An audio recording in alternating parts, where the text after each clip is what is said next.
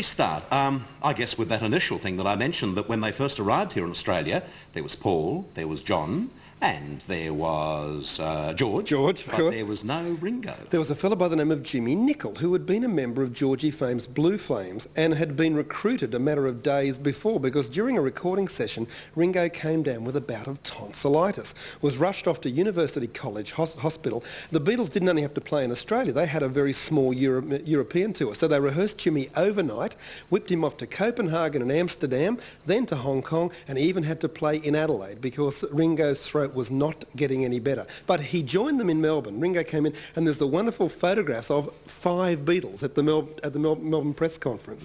But they made pretty short work of Jimmy. Once Ringo was back, Jimmy was given £500, a gold watch, a handshake, and was basically never heard from again. And Glenn, there was this magnificent photograph that appeared in the Australian press, and I think it won awards, and rightly so. There is Jimmy saying farewell to Australia, and I know the bloke who took that shot. For the life of me, his name won't come to me, but that was not staged. Oh, no, that's how he was sitting at the airport. And when you think that 2 days before that, he had been part of what was the greatest outpouring of Beatle devotion ever. So the Beatles in February of 1964 had gone to Kennedy Airport in New York, and 10,000 fans had met them, and they thought that was, that was great.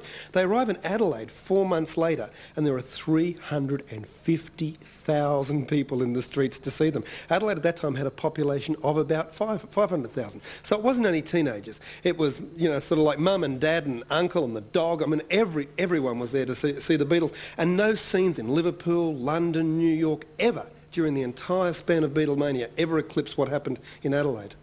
Well, it's a hard question, but you're a rock historian, so you've got to be prepared for it.